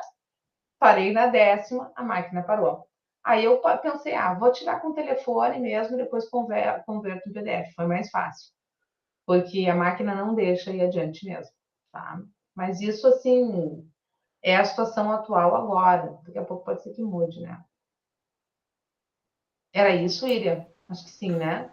E ela coloca ali como proteger. As editoras pedem para enviar o arquivo. Existe a proteção de direitos autorais na obra literária desde que ela está concebida. Né? Eu mesma mando, antes de publicar meus textos, para alguma. Hoje mandei para a Roxane, que está aí com a câmera aberta, um texto para ela dar uma olhadinha, fazer sugestões e tal. Já está protegido pelo direito autoral. Por quê? Porque a partir do momento que ele tem a essência no seu conteúdo, já tem os contornos definidores, as características da minha personalidade, do conjunto do texto, já é protegido, não precisa nem de registro. Então, já está instantaneamente protegido. O que pode haver é uma dificuldade de prova, se alguém quisesse publicar o teu texto como se fosse autor, Iria. Mas aí tu teria que demonstrar, não, o texto é meu, olha aqui, saiu do meu computador, eu mandei para a professora Lúcia antes olhar. Eu até acho saudável para a gente fazer prova da autoria quando a gente passa para outras pessoas. Porque assim, aí a pessoa viu que eu sou autora, né? Eu mandei para ela, mandei para outra.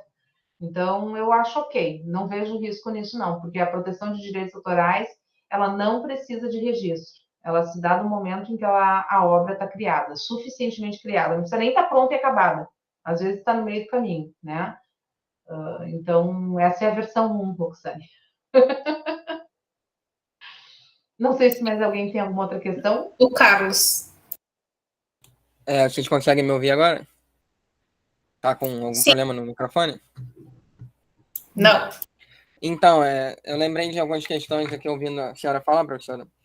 Primeiro, tem um escritor, né, que é um escritor russo, que é o Alexander Pushkin, né, que o avô dele é africano, apesar dele ser russo, né, e aí tem a questão de que hoje o território de onde o avô dele veio, não se tem certeza, mas ele fica entre dois países africanos, né, e aí é engraçado porque esses dois países africanos, eles têm um certo orgulho, têm status do Pushkin pela origem do avô dele, e aí é interessante porque não dá para saber de qual dos dois países ele é, né, ele era.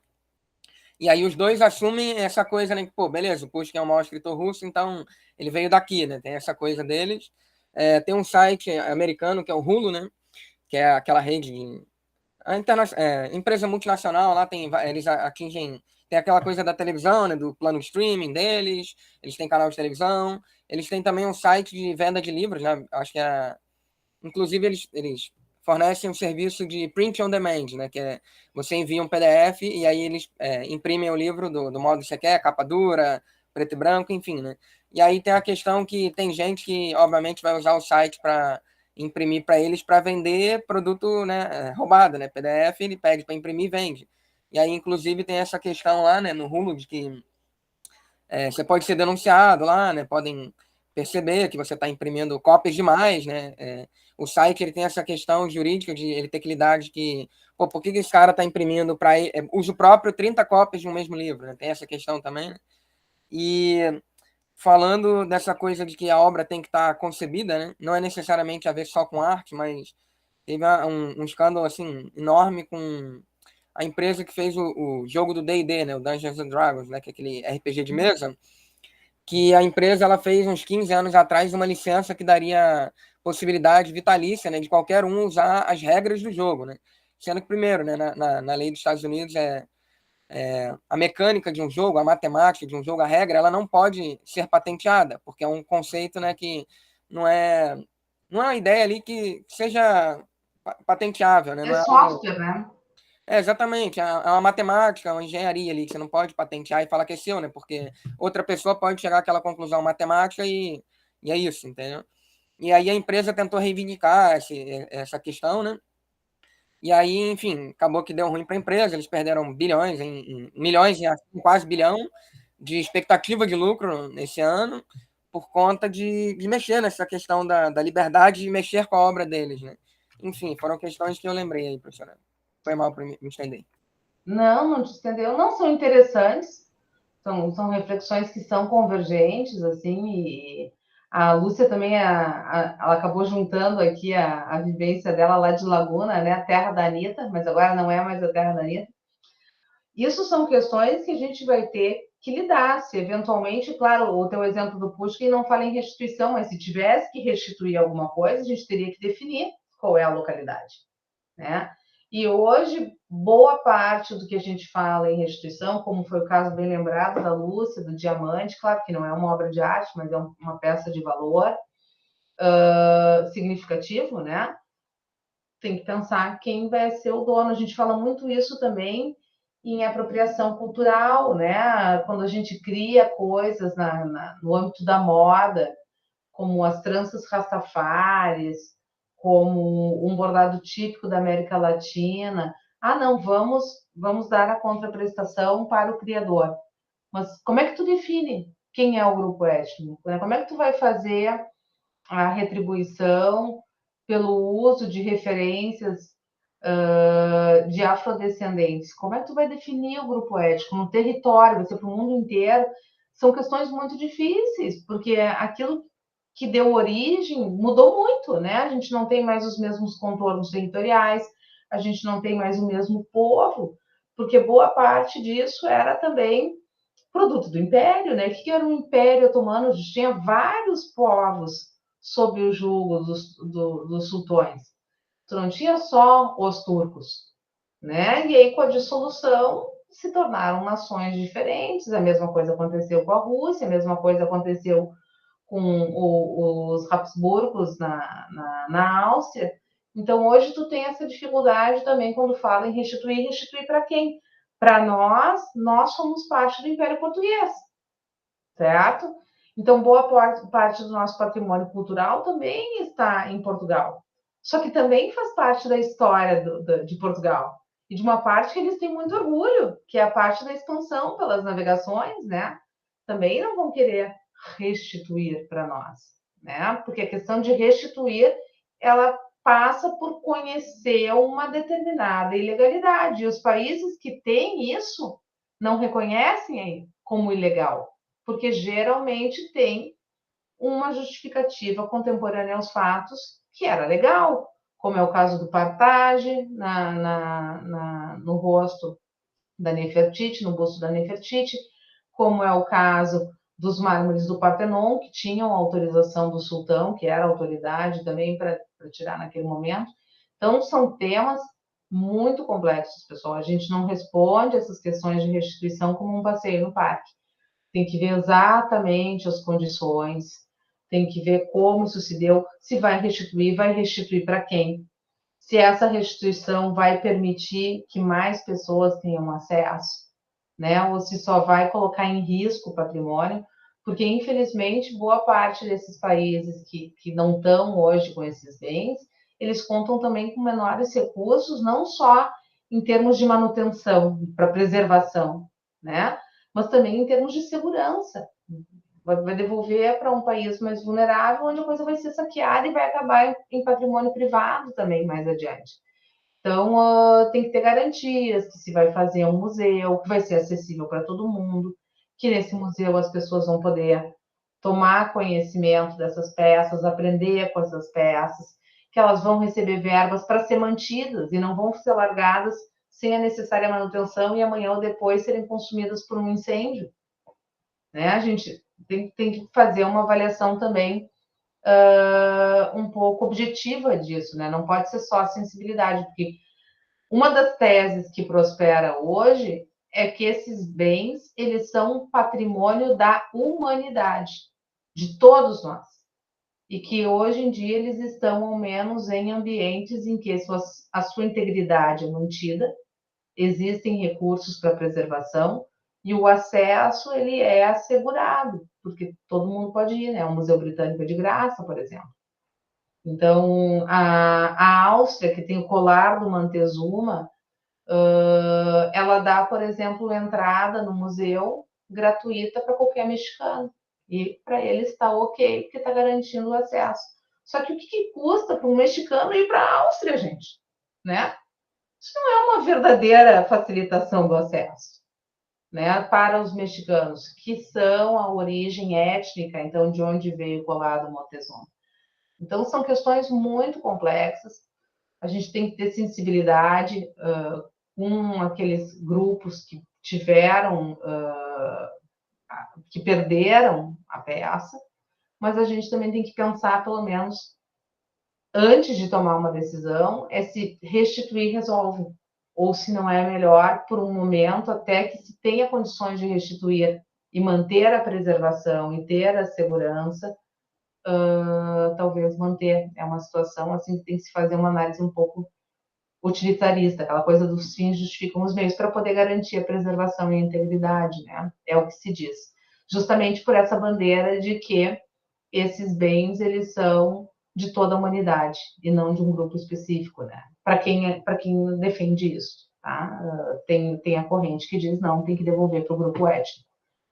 E aí tem a outra questão de qual é hoje a limitação territorial onde esse grupo se estabelece. Tem mais alguma pergunta? Igor? Lisiane, muito obrigado pela apresentação, gostei muito. Algumas questões que eu tenho para conversar com você. Bom, você estava falando sobre a questão das músicas, né, das autorias das músicas e, enfim, de paródias, né? A gente viu no Brasil atualmente que, principalmente pelas eleições políticas, né, muitas músicas se transformam em paródias, né, para certos candidatos ou não. Para a campanha. Isso, para as campanhas eleitorais. E aí muitos artistas também entram, né, com a judicialização, né, do uso da melodia dessas músicas na justiça, e a justiça geralmente tende a dar um parecer favorável, né, para os artistas, né. Isso aconteceu com a Marisa Monte em São Paulo, ela entrou com uma ação judicial contra o João Dória, e no Rio Grande do Sul, né, o Eduardo Leite também usou algumas músicas do Chico Buarque. Inclusive o Chico Buarque também moveu uma ação, né, eu acho que isso não foi no Rio de Janeiro, de autoria de uma canção, inclusive a juíza negou provimento a essa ação, não reconhecendo a letra que ele havia enviado no processo, né, e eu queria que você comentasse um pouco sobre isso. Essa seria minha primeira pergunta para você, né. Teve essa proposta da PL das fake news, eu não sei se você leu o documento, enfim, mas artistas, né, músicos, atores e atrizes foram, né, para a Câmara dos Deputados, inclusive reivindicar essas questões de autoria, né. Me impressionou muito na sua fala, né, que na Alemanha o sistema barra, né, a internet, né, e aqui no Brasil isso é uma coisa que a A gente nossa faz terra com de ninguém. a gente faz com recorrência em músicas, em trechos de novelas, enfim. Queria que você comentasse esse ponto também. E sobre a biografia, né, eu acho que foi o caso do Roberto Carlos, né, que teve essa repercussão geral, inclusive a ministra, e o que eu acho estranho, né, porque se ele se sentiu ofendido, né, se ofendeu a honra e a dignidade dele, né, eu não queria que você me explicasse melhor esse ponto, porque em comparação à charge que você falou sobre o alemão, né, que ele foi representado como um porco em um ato sexual, né, enfim, queria que você me explicasse melhor essas condições, assim, para eu entender, porque eu acho que são questões muito subjetivas, assim, individuais de cada um, né, de como Tem ele que vai se olhar muito sentir. o caso, mas assim, Igor, obrigada pelas perguntas. A primeira é fácil de responder porque o STJ já julgou, tá? A questão das paródias. A paródia, ela é livre, vírgula, está na lei de direitos autorais, exceto quando ela for uma simples cópia da música ou quando ela for empregada em prejuízo do autor e da própria música parodiada. Ponto. Em síntese, é mais ou menos isso que a nossa lei diz.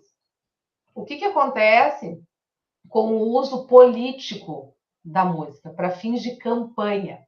A gente tem o caso Paradigma, que foi o primeiro que chegou no STJ, que esse eu sei que já foi julgado, os outros eu ainda não tenho notícia, que é o caso do Tiririca. O Tiririca é um comediante, né, que foi candidato em São Paulo e ele usou a música O Portão, do Roberto Carlos, para fazer a sua campanha.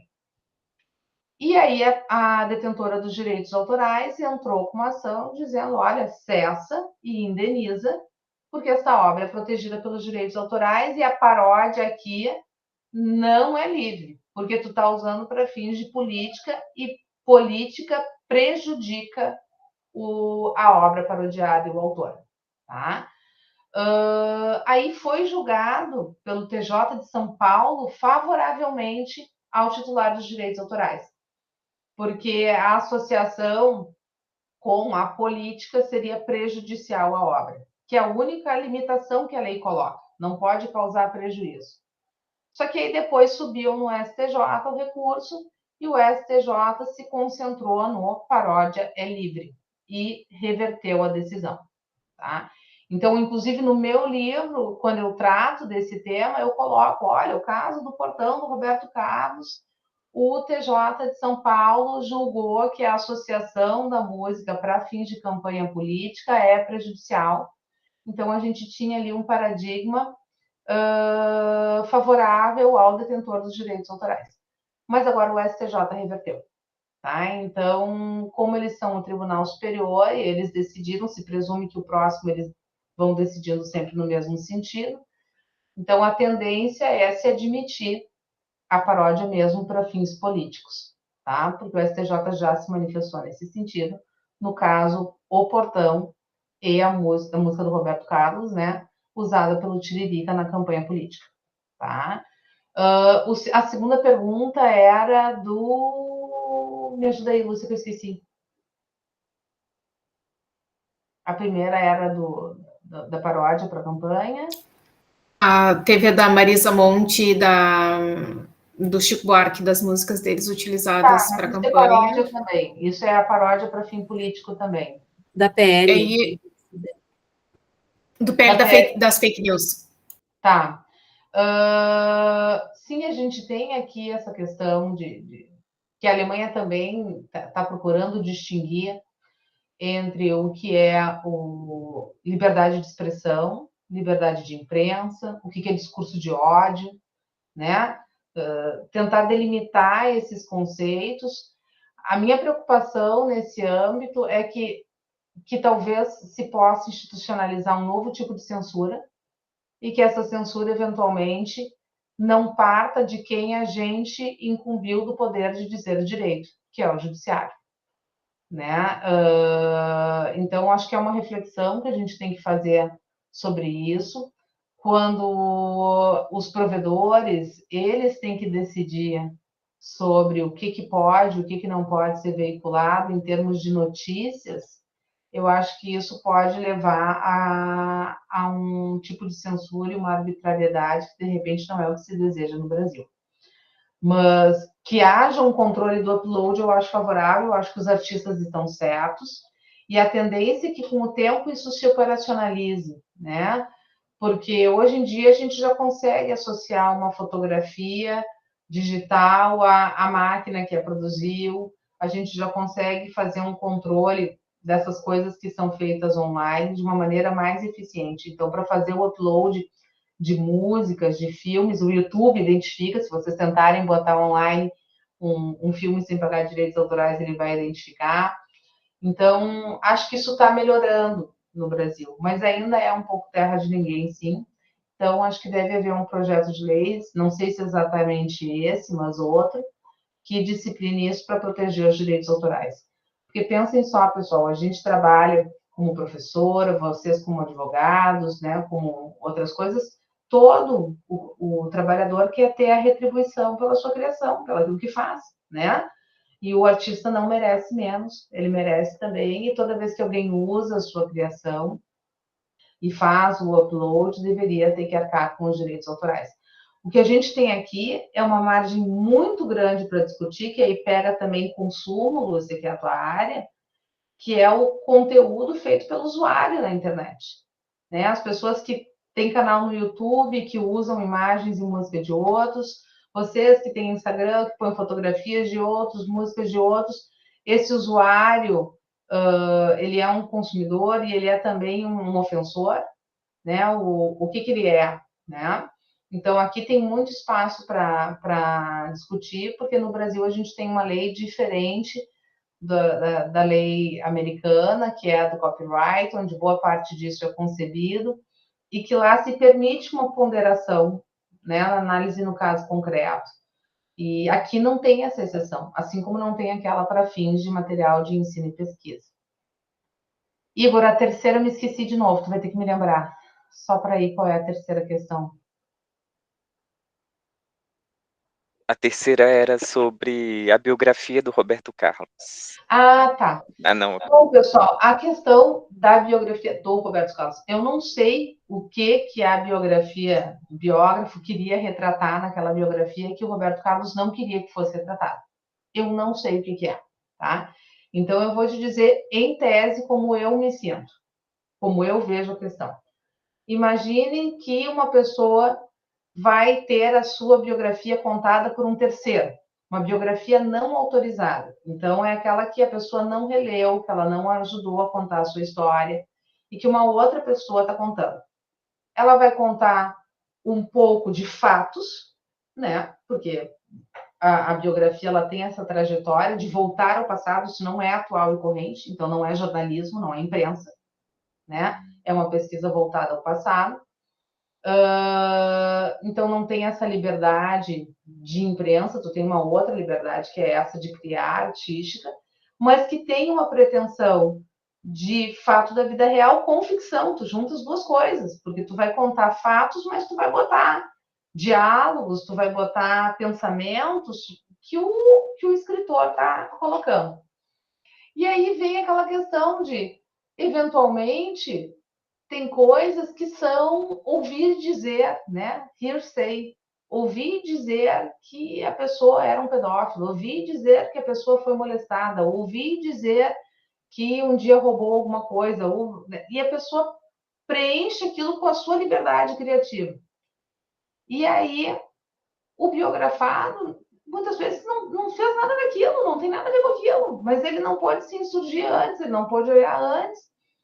E as pessoas não têm discernimento se elas não viveram aquilo, se não acompanharam, para saber distinguir o que é real e o que foi inventado, né? Uma das biografias ali que eu não cheguei a falar para vocês o que era, para não abrir em detalhes, era de uma artista alemã que na biografia dela disseram que ela endeusava Hitler, que ela chamava ele de grande senhor no seu coração. Mas como é que o biógrafo sabe que vai no coração da pessoa, né? A pessoa que já morreu, né? Se não é produto de uma entrevista, se não é produto de nada registrado, vocês podem presumir que vocês conhecem o que eu penso, mas vocês não sabem.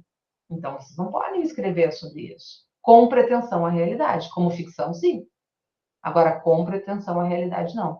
Então, acho que a biografia, por ela misturar realidade e ficção, e por essa realidade de celebridades exercer um fascínio na vida das pessoas. As pessoas ficam fascinadas pela vida, não só do Roberto Carlos, mas por outras celebridades que fizeram coisas extraordinárias. Então, desperta muito interesse do público que não conhece e que, eventualmente, não tem o discernimento para saber o que é fantasia e o que é verdade. Então, as obras com conteúdo biográfico, eu acho que são as mais sensíveis, porque há uma tendência a elas permitirem ofensa a direito de personalidade. Não só ao nome, à imagem, mas até à privacidade. De repente, o Roberto Carlos estava querendo se preservar de alguma exposição sobre alguma doença que teve, sobre um luto que viveu, sobre coisas que não são da conta de ninguém, gente, né? Agora, dados médicos se tornaram de interesse público, né? Ou os romances frustrados, ou alguma coisa, uma traição, isso agora virou assunto de todo mundo? Não, em alguma medida as pessoas têm direito a ter uma vida privada, mesmo as pessoas públicas, né? Chamadas públicas como são as celebridades. Então, por isso que eu acho que a Europa ainda preserva esse exame nas biografias, tá? Porque eles têm uma noção de direito fundamental, de privacidade, de direitos de personalidade mais intensa, porque eles viveram de uma maneira muito presente no nacionalsocialismo, em que as pessoas foram convertidas em coisas, né? Então, eles querem preservar esse núcleo duro da privacidade, que é o que nos faz indivíduo, que é mais do que só o nosso nome, que a nossa imagem, é todo esse conjunto. Então, não conheço nada sobre a biografia específica do Roberto Carlos. Eu conheço o voto do STF. Acho o voto do STF muitas vezes muito superficial, confunde conceitos, né? Eles referem censura, só que não tem censura no país. Claro que não tem censura. Mas censura é o Estado limitar a liberdade por um motivo ideológico ou político. O que uma pessoa faz quando ela exerce o seu direito de proteger um direito de personalidade é proteger um direito que ela tem, que a Constituição lhe oferece. De proteger o nome, de proteger a imagem, de proteger a privacidade, a integridade física. E aí é o judiciário que recebeu a atribuição de fazer isso, de ponderar entre a liberdade de ser autor, que tem o escritor, e a liberdade, o direito de personalidade que tem o artista, que está sendo biografado, ou outro, né? De manter a sua privacidade, de manter o seu nome. Então, eu acho que para isso que Deus inventou os tribunais, para analisarem o caso concreto. Não deveria ter um precedente dizendo, olha, não precisa da autorização, e como fez o STF, dizendo que tudo se resolve em responsabilidade civil. Porque muitas vezes, depois que o estrago está feito, né, tu nunca mais consegue recompor. Imagina que alguém lance aqui o boato de que fulaninho é um pedófilo. Tu nunca mais se levanta de uma acusação dessa. Não interessa se não tem provas, se isso nunca aconteceu. Tu nunca mais levanta a cara em nenhum lugar, porque certas pechas, certas manchas, não tem dinheiro que recomponha, né? Vai ser a persistência daquela situação altamente negativa. E acho que as pessoas não têm direito a dizer tudo de todo mundo. Isso não existe, né? Respeito, consideração, privacidade são questões que emergem da dignidade que a gente tem como seres humanos, né? E isso deveria ser preservado. Mas essa, Igor, é a minha percepção, que tive uma formação assim substancialmente contaminada, vamos dizer, pelo direito europeu e pelo direito alemão, e que leva isso muito a sério, porque eles já estiveram no outro extremo de ignorar isso completamente, né? Outros juristas com outras formações, sobretudo quem tem uma formação mais assim americana, porque no direito americano a compreensão é outra. Tu pode dizer, bem dizer tudo, desde que e tu só vai ser responsabilizado se ficar demonstrado o teu dolo em faltar com a verdade. Né? Então é um outro substrato normativo, uma outra coisa. Então depende muito, não dá para dizer que eles estão errados, que eles decidem por último, né? Então o que eles decidiram é o que há. Mas eu acho que poderia ter sido uma abordagem mais sensível. Né? Amanhã ou depois vão ser eles os biografados. Aí talvez eles tenham uma outra reflexão sobre isso. Né? Eu tenho uma reflexão mais de olhar caso a caso. Porque eu acho que ninguém sabe o que vai na cabeça e no coração das pessoas se as pessoas não dizem. E acho que na biografia a pessoa mistura fatos e ficção. E tu não sabe bem onde começa um e termina o outro, né? Então, acho justo que a pessoa possa olhar e possa se insurgir, né? Se alguém diz que fulaninho fez alguma coisa que não fez, ou que ele quer demonstrar que não aconteceu bem assim, tira o livro de circulação, né? Recolhe o filme, vamos ver só um pouquinho, né? Porque tem alguns danos que tu não resolve só com dinheiro, que é a essência do voto do STF é essa. Que o direito tem outras ferramentas para combater isso, que é a reparação, né? Que é a indenização. Mas vamos trabalhar com a hipótese do ofensor ser solvente e ter dinheiro, né? Nem tudo o dinheiro paga. Mas a gente tem muitos ofensores que não teriam dinheiro depois também para poder fazer alguma medida de compensação que fosse da mesma estatura, né? De publicidade e tal, para as pessoas saberem que aquilo era falso, que aquilo não era bem preciso, enfim. Né? Ô, Lisiane, só rapidamente, então uma charge com um político americano, com as mesmas características que você apresentou do alemão, não teria essa repercussão, né, judicial? Talvez não. Talvez não. Provavelmente. Não vou dizer provavelmente, não sei, porque também hoje em dia lá o judiciário está mudando, né? depois do Roe versus Wade ter sido revogado, né, do direito ao aborto ter sido retroceder, eu já não sei mais. Mas eu imagino que não teria a mesma repercussão. Com certeza na Inglaterra não. Eu imagino que na Inglaterra o julgamento ia ser pela liberdade da imprensa, porque eles têm esse sensacionalismo e essa liberdade é maior lá, né? Mas na Alemanha, de uma certa maneira, França, Itália, Espanha, esses países têm uma concepção mais rigorosa de privacidade. Tanto que é ali que se concebeu também o direito ao esquecimento, né? Porque eles têm uma outra percepção de privacidade, que é justamente uma reação à experiência negativa que eles tiveram da supressão desses direitos de personalidade e da dignidade da pessoa humana na Segunda Guerra. Tá? E aí, cumpri a missão, Lúcia? 2 horas. Cumpriu lindamente. Eu tinha me prometido que eu não havia passado o Mussolini. Olha só, viu? Eu vou... Bom, obrigada, Lisiane, obrigada a todos que ficaram até esse horário aqui com a gente. Eu vou só encerrar a gravação aqui, só peço que fiquem mais Lisiane especialmente ficar mais um pouquinho.